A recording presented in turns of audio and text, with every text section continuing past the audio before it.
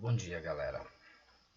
Esse vídeo vai trazer um pouquinho sobre a República Oligárquica, tá? Então, a questão política, a forma de poder,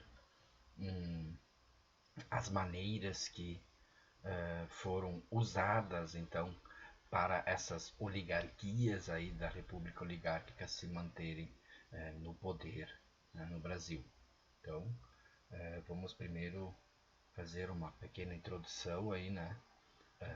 Temos que lembrar então que República Oligárquica é, é o período aí da história do Brasil marcado pela alternância de poder entre as oligarquias cafeeiras de Minas Gerais e São Paulo.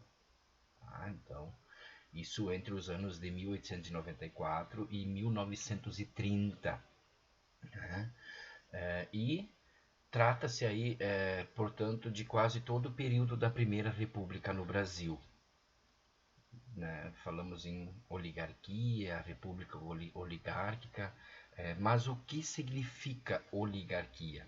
Tá? Então, significa um governo de poucos. Tá? Fique bem claro, né? Ou seja, então, foi um período aí na história do Brasil em que mesmo tecnicamente, né, vivendo um regime democrático, o poder esteve, né, detido na mão de poucas pessoas.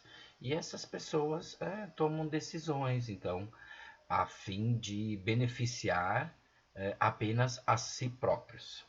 Tá?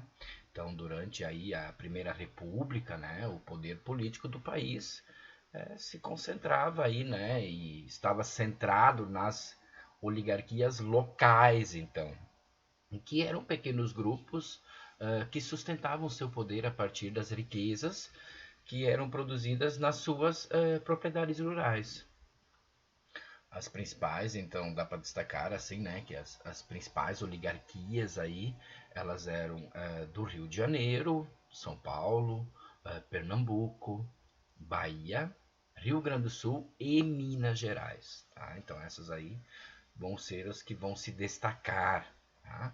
E o poder, então, dessas oligarquias aí fez com que durante o período da Primeira República não houvesse só um partido político aí de alcance nacional. Então, eram as eleições, né, ou eram eleições feitas, mas as relações políticas regionais é que determinavam os rumos políticos do país. Tá? E aí nós temos que destacar um detalhe muito importante, né? A República Oligárquica ela ficou marcada então pela política dos governadores, já que estamos falando de política, né? Que consistia aí na troca de favores do governo federal com as oligarquias locais. Então, assim, tinha vários partidos, mas a política dos governadores, aí o poder das oligarquias, ele entrava em ação, né?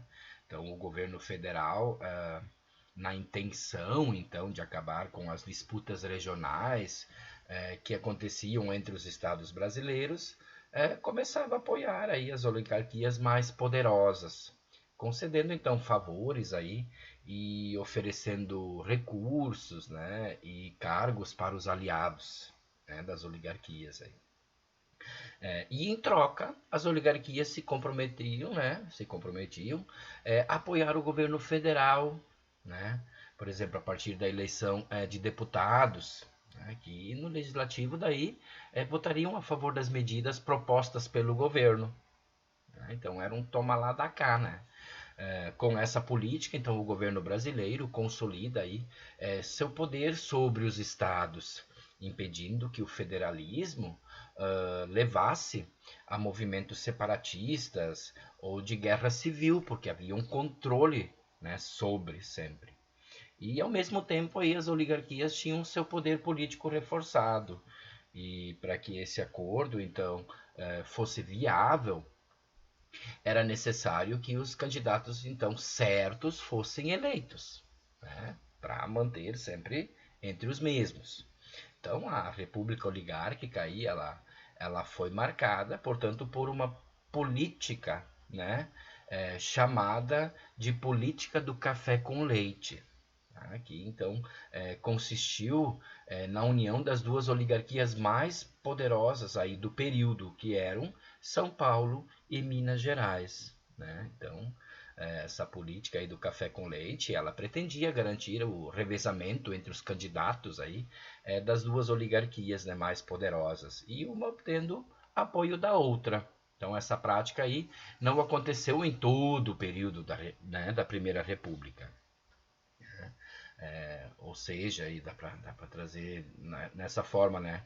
Não explica a eleição de todos os presidentes. Por vezes os candidatos não foram eleitos, ou as oligarquias entraram em conflito, não apoiando aí o mesmo candidato. Tá? Por isso, né, o coronel era, né, então nesse período aí uma figura que se destaca, né, o coronel era peça importante desse sistema. Então os coronéis eram uma elite política aí, composta por grandes proprietários rurais, chefes políticos locais e comerciantes, né, que tornaram-se referência para a população local, né. Então, a partir das relações aí de poder baseadas na grande desigualdade, né, existentes aí no Brasil da época. Então, eles vêm com muita força aí. Né, a representação deles ela é muito poderosa. Utilizavam aí, portanto, da sua influência política, né, para garantir que as elites, né, imperiais, né, permanecessem no poder. Então, os coronéis também, né, utilizavam-se aí da troca de favores, violência, pagamentos, né, entre outros artifícios aí para colocar no poder os candidatos que lhe interessavam, que defendiam as suas ideias, né. Então, não, nem só suas ideias, né, os seus interesses, né, os seus interesses. Então, essa prática aí profundamente antidemocrática, né, não vamos esquecer disso, contava ainda com intensas retaliações, inclusive físicas, né, aos cidadãos que não se submetiam a ela. Então, alguns acidentes poderiam acontecer aí na volta das eleições.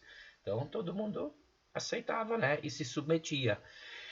E aí, esse poder dos coronéis sobre trouxe à tona aí um termo, né, uma forma aí muito conhecida, que foi o voto de cabresto, né, que era visto aí a instituição mais comum da prática do coronelismo, né? Então, o coronel aí garantia proteção e inúmeros favores à população de sua vizinhança, né? E esta, em troca, lhe era então extremamente obediente, né? Votando nos candidatos escolhidos pelo coronel. Então, esse termo aí do voto de cabresto remete justamente ao controle exercido por um homem né, sobre um animal. E então, também dentro da história aí da República, né, oligárquica, como o voto de cabresto era extremamente presente através do poder dos coronéis, né, dessa figura extremamente poderosa, né, rica em determinados locais, essas regiões também eram conhecidas como os currais eleitorais, onde é que o voto de cabresto era extremamente colocado sobre essa população, certo? Valeu, gente. Abraço.